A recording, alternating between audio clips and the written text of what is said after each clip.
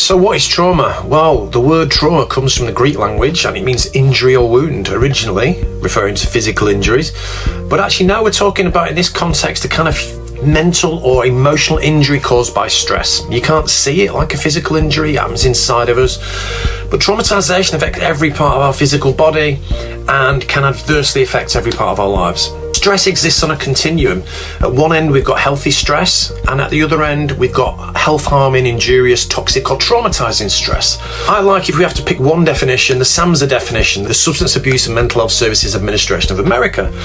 So they describe traumatic stress as an event, series of events or set of circumstances that can be experienced by an individual as physically or emotionally harmful or life-threatening, and that has lasting adverse effects on that individual's functioning, whether that be mental, physical, social, emotional, or spiritual. The point I want to make here is that it's about lasting adverse effects on someone's life.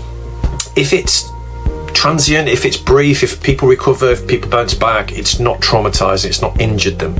If it has lasting adverse effects, that's what differentiates it from everyday kind of stress. Most people recover from a single highly stressful and potentially traumatic event without professional help, but maybe around 20 to 30% of people might not recover after that event and might need some professional input to get back to normal. That might take weeks or months. There are lots of reasons why some people recover and others don't following a highly stressful event. And I like this statement from Bessel van der Kolk, which goes some way to explaining possibly why that might be. He said, traumatization occurs when both our internal and external resources are inadequate to cope with the external threat. I think that's a brilliant statement.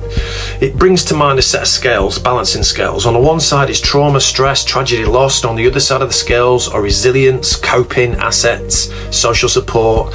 Sometimes psychological therapies can help lighten the load on this side, and they're really effective, but often hard to access. So for a lot of people, they end up working on this side of the scales, which is really about trying to recover through building resilience, coping, and ways of adapting. You've got to build up those assets, those resources and ways of adapting. You have to practice them, you have to collect them. We're not simply born with resilience and the ability to bounce back from stress and trauma. And we can't talk about trauma without talking about resilience. So we have to see these two sides of the scales.